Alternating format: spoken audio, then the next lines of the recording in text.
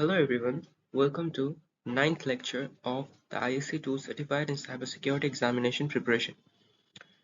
This lecture covers the Incident Recovery Plan in details. Introduction to Incident Management. Monitoring and detection of security events and reactions to these events are parts of incident management. The main objective of incident management is to ensure a well understood and predictable response to security incidents. Administrative function. The role is to manage and protect computer assets, networks, and information systems in case of an emergency or a disaster. Processes. Clear processes and trained teams for effective incident response. Importance of training. The first importance of training is stress management. Stress management lays on the fact that incidents can be very stressful, making it crucial that the staff knows exactly what to do in the time of an emergency. Ongoing training. Regular training at frequent intervals ensures that employees understand the procedures and can react quickly and correctly. Categories of disasters. Disasters can be categorized into natural, human, and environmental types. Importance. Understanding these categories help in developing specific response strategies. Natural disasters. This include earthquakes, floods, snowstorms, and tornadoes. Impact analysis. The risk of natural disaster varies by location, necessitating area-specific risk assessments. Mitigation. For instance, buildings and data centers can be constructed to be earthquake or flood resilient depending on the prevalent risk. Human disasters. There are two types of human-made disasters. First one is unintentional, which is not intended by the human. Examples include an employee inadvertently spreading malware using a personal USB stick. Another form is intentional.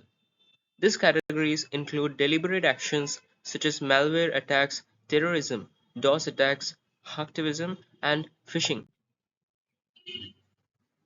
Environmental disasters. Examples.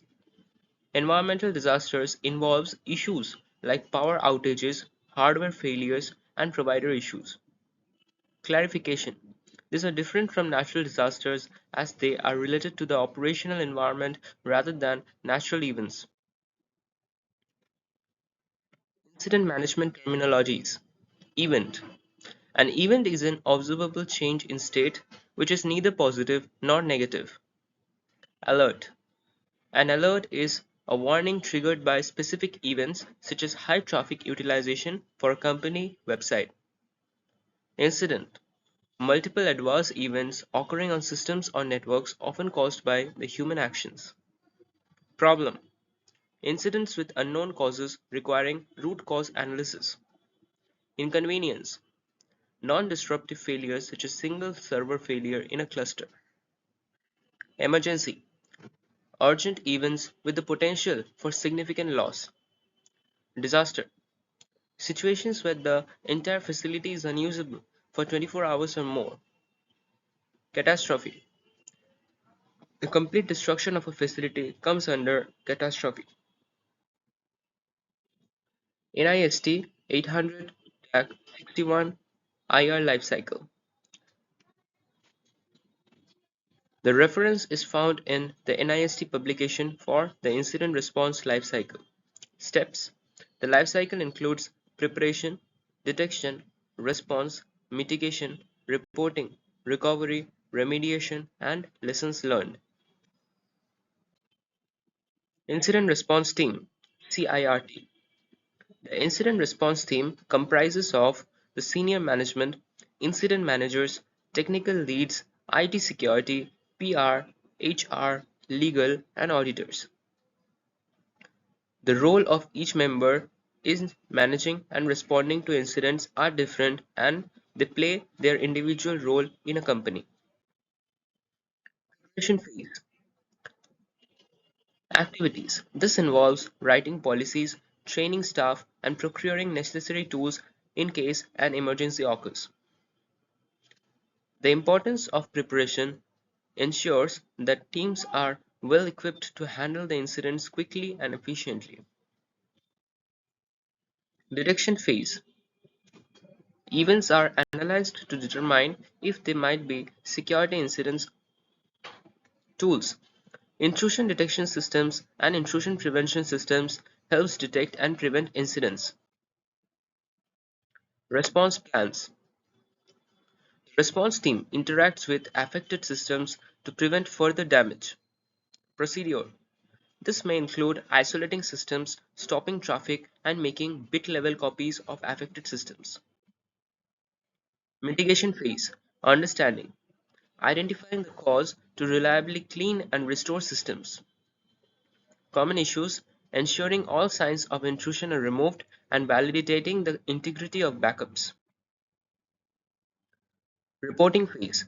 Reporting begins at detection and continues throughout the process, focusing on both technical and non-technical aspects. Importance. Timely reporting to management and relevant departments is crucial to managing the incident effectively. Recovery phase. Carefully restoring systems to operational status. Monitoring. Ensuring no residual infection remains by closely monitoring the restored systems. Remediation phase. Vulnerability mitigation. Addressing vulnerabilities on impacted systems and extending measures to similar systems. Broad measures. Implementing broader security changes based on the lessons learned. Lessons learned. Evaluating the incident handling processes to identify strengths and weaknesses. Reporting. Documenting findings and suggestions for improvement. Continuous improvement. Integrating lessons learned into future preparation. Root cause analysis. The objective of root cause analysis is identifying the underlying weakness or vulnerabilities that allowed the incident to occur. This causes prevention of this type of issues by implementing measures to prevent similar incidents in the future. So this is the end of lecture 9. Thank you and have a nice day.